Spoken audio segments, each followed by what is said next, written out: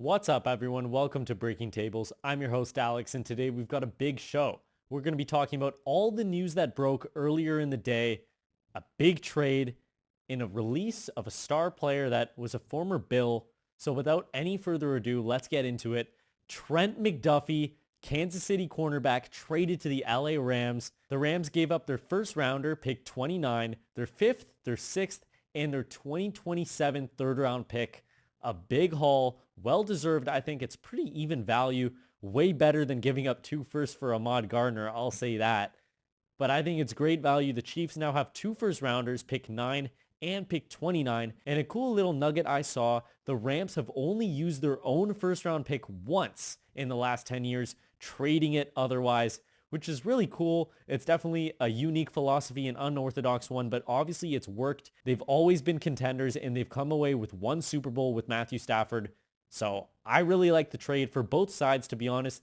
The Chiefs have to not reset, but kind of resculpt what their team is all about.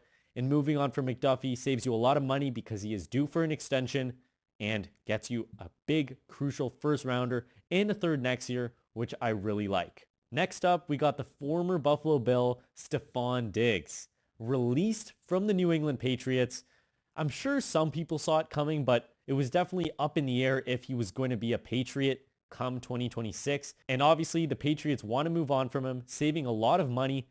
But the real talking point is not about the money they save, but freeing up that wide receiver 1 role, potentially looking at a guy like A.J. Brown. The Philly receiver has ties with head coach Mike Vrabel back in their days in Tennessee.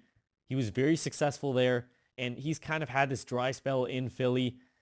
Not to say that he's gotten worse. He's definitely aging, but he's just not getting looks. He's not getting the ball. If you guys watch the Eagles this past season, Kevin Patullo, the offensive mastermind, just putting other guys on hitches. It reminds me of Ken Dorsey as the offensive coordinator for Buffalo. A.J. Brown's got to get out of there. I mean, there's a chance he stays in Philly. I think that's a pretty good chance. No one really wants to pay that heavy price.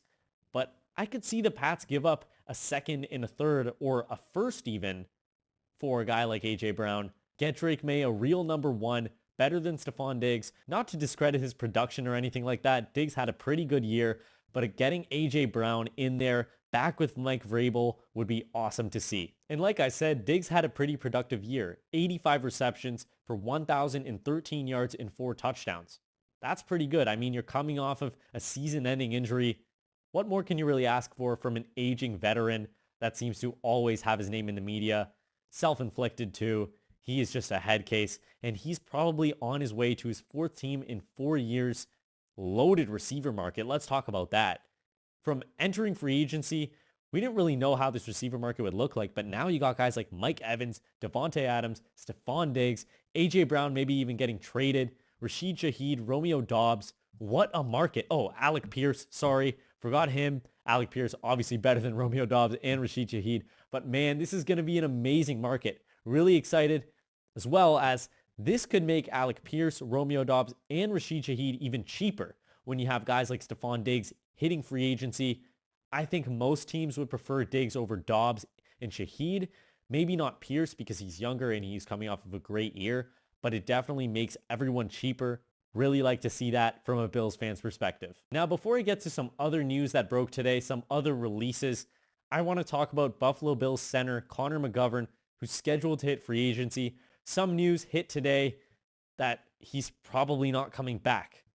Quote unquote, they haven't contacted me. In my gut, that says it's over and done. That's what Connor McGovern said. Very uninspiring.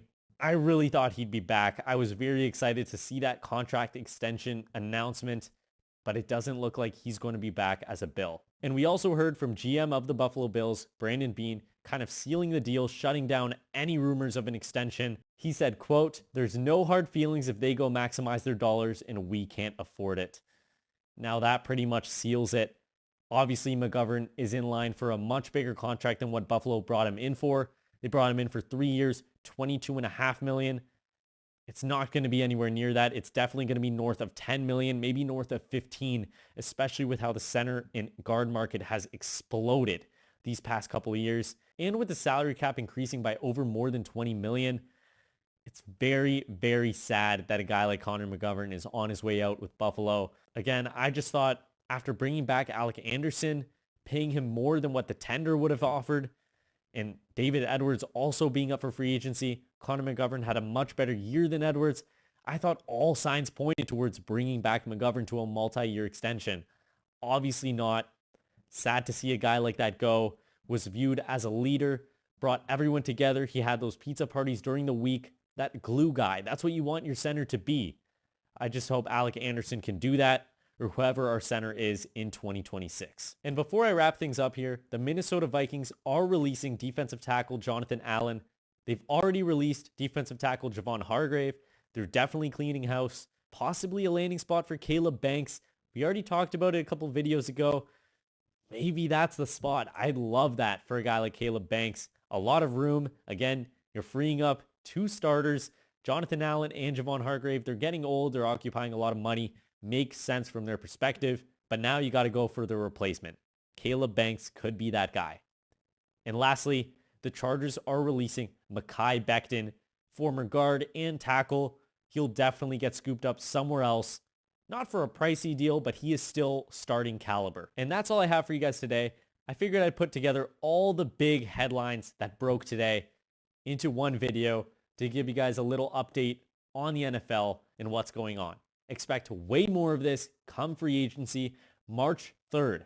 Stay tuned for that. Make sure you guys like and subscribe and comment. I'll see you guys soon. Go Bills.